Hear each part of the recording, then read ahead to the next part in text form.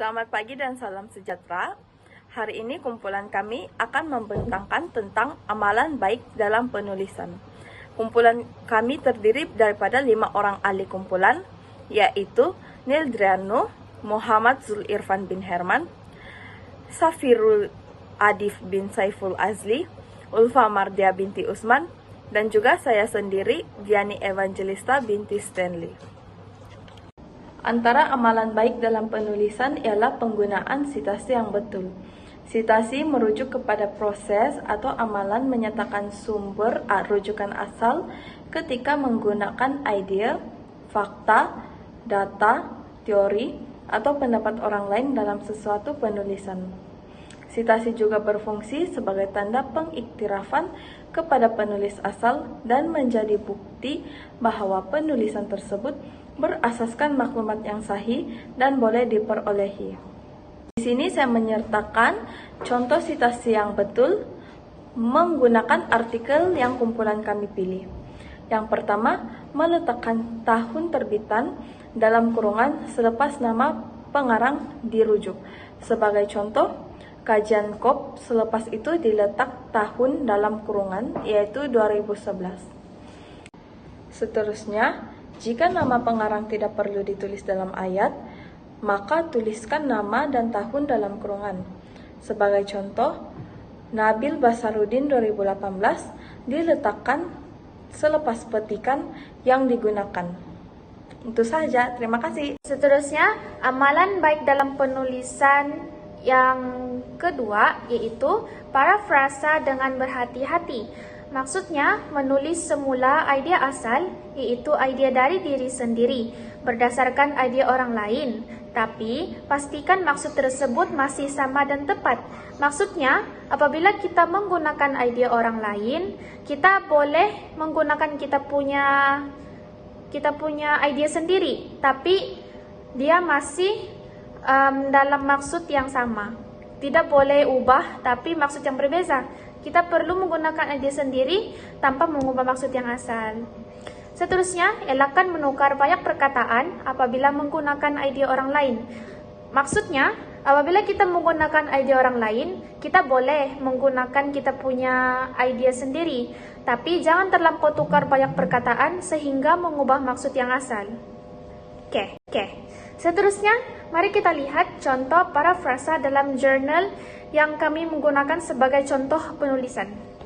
Jadi, seperti yang kita lihat di sini, ini merupakan maksud media sosial yang saya gunakan sebagai contoh untuk menerangkan parafrasa dengan berhati-hati. Jadi, seperti yang kita lihat yang di bawah, itu adalah ayat yang saya buat sendiri tanpa mengubah maksud yang asal. Jadi, seperti yang kita lihat di sini, menurut kajian Kaplan dan Henlin 2010, media sosial didefinisikan sebagai kumpulan aplikasi internet yang dibangunkan berasaskan ideologi dan teknologi Web 2.0 yang membolehkan pengguna menghasilkan dan berkongsi bahan-bahan yang dijana. Jadi, saya punya ayat nih, dia masih sama, tapi saya tidak mengubah maksud yang asal. Dia lebih kurang sama tapi berbeza dari dalam jurnal. Mari kita lihat contoh yang terakhir, yaitu saya menggunakan definisi pembangunan ekonomi. Jadi yang di bawah tuh, saya menggunakan ayat saya sendiri tanpa mengubah maksud yang asal. Dia masih sama, tapi saya menggunakan ide sendiri. Dia masih dalam maksud yang asal. Itu menurut Michael P. Todaro 2006, pembangunan ekonomi ditakrifkan sebagai penyatuan sebuah perpaduan dalam kalangan penduduk dengan perkembangan teknologi, di mana penduduk dalam sesebuah negara perlu diimbangkan dengan kemajuan teknologi bagi memenuhi keperluan negara. Jadi seperti yang kita lihat di sini, saya masih menggunakan idea sendiri, tapi dia langsung tidak mengubah maksud yang asal seperti yang berada dalam jurnal yang di atas tuh. Jadi kesimpulannya di sini, apabila kita membuat sesuatu penulisan, yang pertama kita boleh menggunakan ide orang lain, tapi jangan salin bulat-bulat.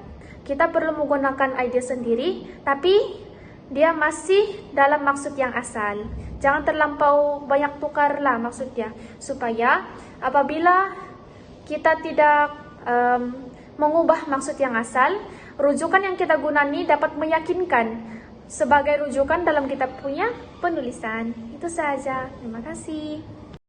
Okey, baiklah, saya akan masuk pada topik saya, iaitu semakan fakta. Rujukan yang saya buat ialah pada link yang saya telah tampalkan di dalam slide ini. Semakan fakta ialah proses untuk mengesahkan ketepatan fakta, laporan dan kenyataan yang dipersoalkan. Semakan fakta ini juga boleh dijalankan sebelum atau selepas kandungan itu diterbitkan. Okey, baiklah, di sini saya dah senaraikan beberapa kepentingan kita melakukan semakan fakta. Yang pertama, kita dapat memastikan semua maklumat atau hujah yang digunakan adalah tepat dan boleh dipercayai. Seterusnya, semakan fakta juga boleh mengelakkan kita daripada berlakunya salah tafsir dan penyebaran maklumat palsu. Seperti yang kita tahu, pada zaman yang moden kini, banyak kita menggunakan media sosial sebagai tempat pencarian maklumat.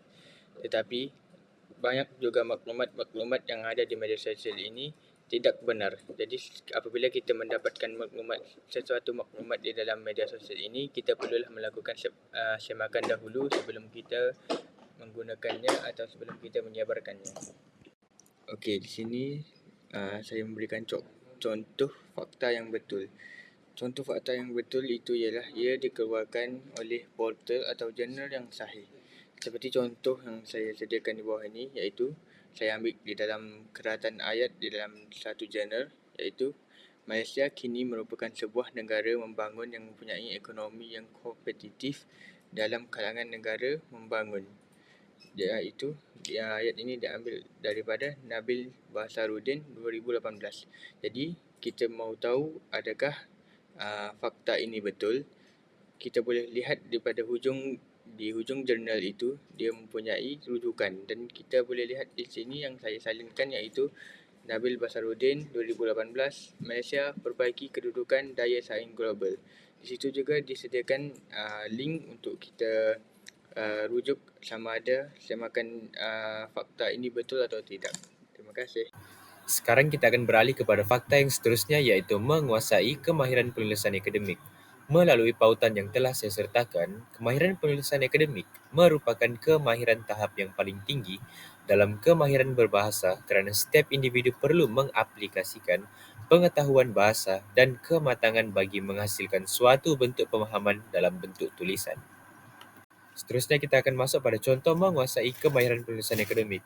Melalui potongan ayat yang telah saya sertakan dari jurnal yang bertajuk Impak Pendidikan Berasaskan Teknologi terhadap Peningkatan Prestasi Pelajar di UKM, jurnal tersebut mampu untuk menguasai kemahiran penulisan akademik dari segi penggunaan bahasa formal yang jelas dan tepat, penyampaian maklumat secara sistematis dan logis, keobjektifan tanpa dipengaruhi emosi atau bias, penyokongan setiap pandangan dengan bukti, dan analisis kritis terhadap topik.